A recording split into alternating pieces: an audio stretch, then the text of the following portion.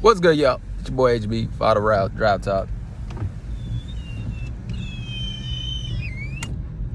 You know how we do, smoking with the windows up. Don't give a fuck. Look, man. We got the fight going down tonight, Pacquiao versus Ugas. I did a little bit more film study on Ugas, man. My opinion hasn't changed. I've obviously made a video prior to this, a long-winded analysis of how the fight was going to go down. I wanted to do a little bit more research on Ugas because I didn't really know who he was. But he holds one of the belts, man. He's a formidable opponent. And nonetheless, say what you want, this is very impressive for Pacquiao if he wins tonight, especially if he does in a spectacular fashion. I mean, how many guys at his age are fucking taking on fighters that are holding belts, you know, with the exception of Bernard Hopkins.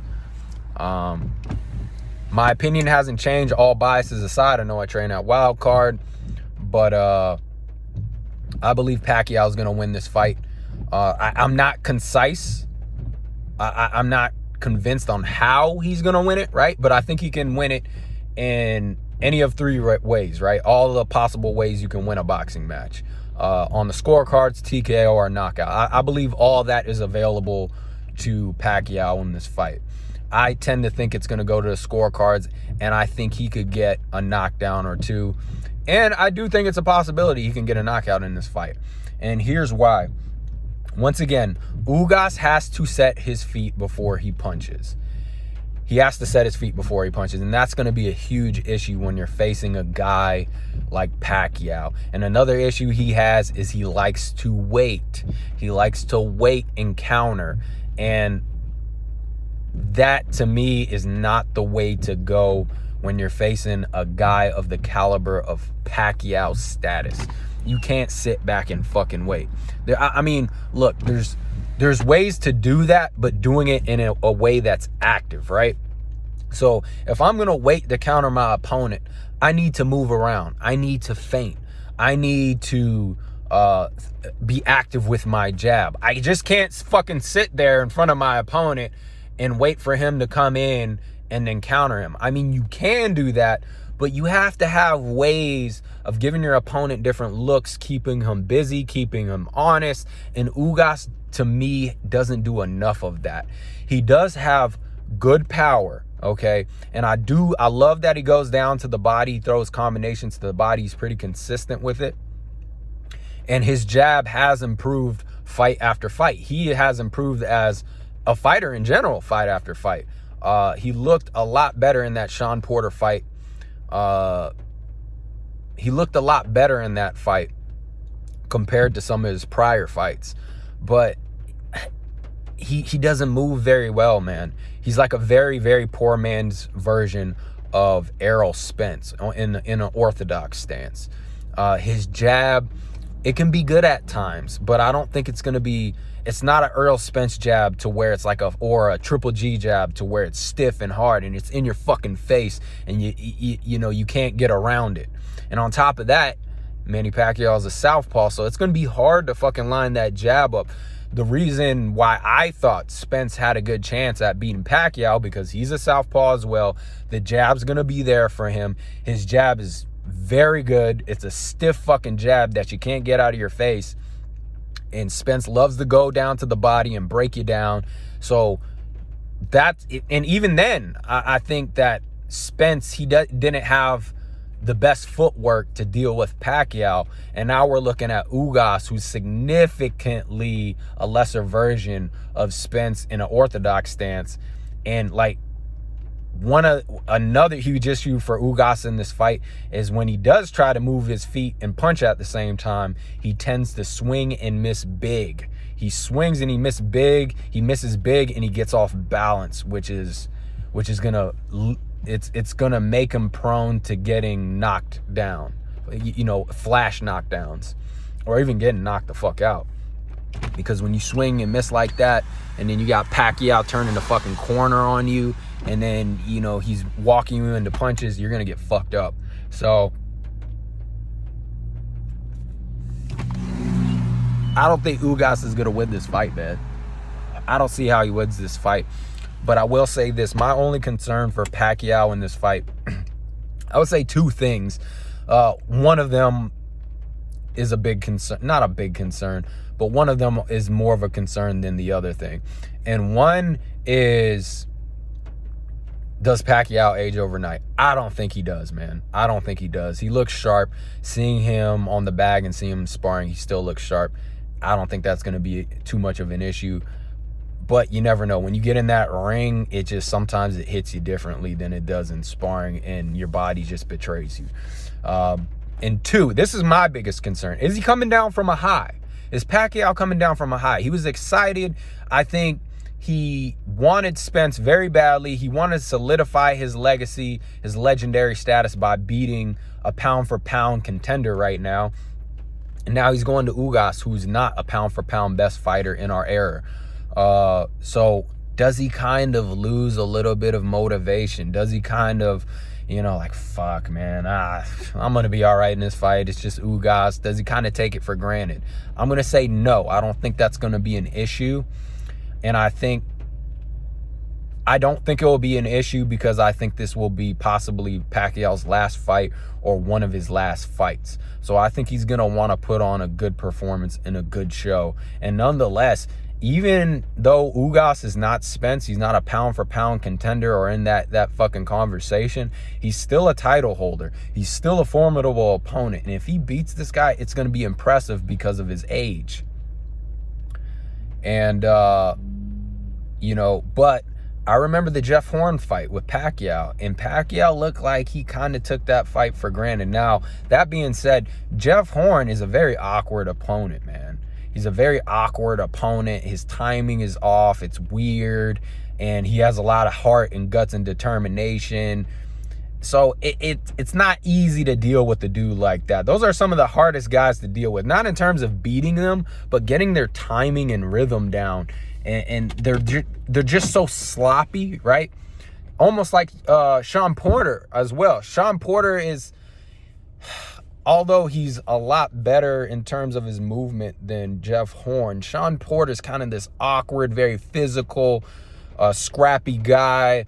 It's hard to time him, man. It's hard to get his rhythm down. It's hard to be sharp with a guy like that. Those are some of the hardest guys to kind of get their tempo, to understand their tempo and their rhythm. So that's understandable, but that would be my only concern.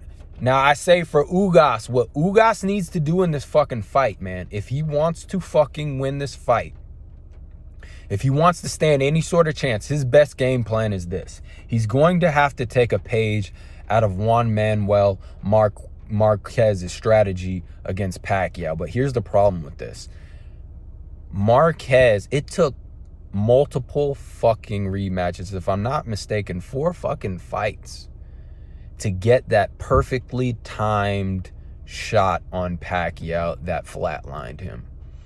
Ugas does have good power, but what kind of takes away from that is he can kind of get like loopy and hit with his punches. They can get kind of wild, and so that can take away from his opportunity to land the big punch and have that proper punch placement.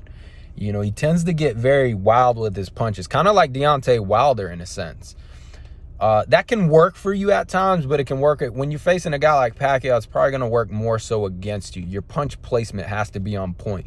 And when you watch Juan Manuel land that fucking right hand, that flatline Pacquiao, it was perfectly placed. It was short, concise, sweet, perfectly timed, and placed excellently. And Ugas, he can't have any fat on his punches if he wants to land that big punch. But nonetheless, this is what Ugas needs to do. He needs to throw winning on the scorecards out. That shit ain't gonna happen. He's not an active puncher. He's not a high volume type guy. He's not gonna be able to box, stick and move, utilize his footwork. And his problem, he likes to wait. He likes to fucking wait, and that's going to be you're not winning on the fucking scorecards that way. Point blank fucking period. You're not winning on the scorecards that way against Pacquiao. Pacquiao's going to use his angles. He's going to have that advantage as a southpaw, and he's going to box circles around you. You can't sit back and fucking wait and think you're going to win on the scorecard. So what he needs to do is he has two things going for him. He likes to throw combinations to the body, and he has some good power. So if I'm Ugas, every time Pacquiao comes in, I'm throwing combinations to the body. I'm throwing hooks to the body, multiple punches. Every time Pacquiao comes in, bang, bang, bang to the body. All right. And the good thing about that is you don't need perfect punch placement. You just need those body shots to land somewhere. Over and over and over again. As Pacquiao comes in, body shots, combinations, rip them to the body. Okay, it's very risky, right? Because Pacquiao's going to come in. We know he has bricks in his fucking gloves. And if he catches you while you're throwing those punches to the body, well, you might be going nighty-night. But nonetheless, this is your best chance at winning. So wait, time him with body shots as he's coming in, and then in the later rounds, when you take his legs away from him, when you get his timing down a little bit better, and you see that he starts to slow down with his footwork, now I'm gonna land that right hand. I'm gonna go for that right hand, whether it be a right uppercut, which I think is the best punch for Ugas to throw. He does have a good uppercut, and Pacquiao's a southpaw. That right hand can line up perfectly. Okay, I would look for that right uppercut. Okay, and try to perfectly time that, or overhand right, or a cross, something, right? And I would look for that in the later rounds. I'll start looking for that in round 8 all the way to 12. Set it up with the body shots, get packed, slow them down, get them thinking body shots, and then come back to the top. Seal the deal with a headshot and try to get a knockout. That's Ugas's best shot in this fight.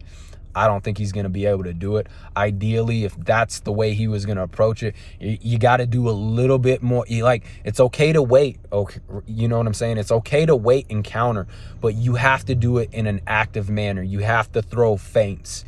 You have to utilize your jab, stay active with it. And I'll say this, Ugas does. I saw him in that Sean Porter fight. He was utilizing his jab down to the body. He was sticking that jab down to the body, mixing it up from the head to the body. And he needs to do that in his fight. It's going to be a little bit harder because he's going up against the southpaw, so the jab's not going to line up as easily. So and that's why I'm saying I don't see how he gets it done. There's a lot of fucking hurdles he's got to jump. But stay active while you're waiting. Feint. Utilize that jab.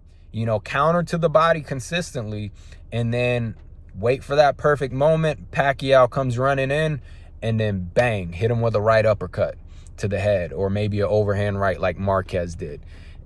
So it's okay to set your feet. The good thing about setting your feet is that you have your feet under you, and you're going to have a lot of power in your punches, but I just don't see that happening. I don't see that happening. And Pacquiao's going to win this fight. He's going to outbox Ugas. I see it going to the scorecards. I can even see Pacquiao getting a flash knockdown, and it would not shock me if he gets a knockout. But like my video, subscribe to the channel, man. I remember the ones that begin with me. We're going to do some big shit. What do you think, man? Who's going to win the fight? How do you think it's going to look stylistically or strategically? It's your boy HB. We'll final round. Enjoy the weekend, man. Stay safe. Peace and love.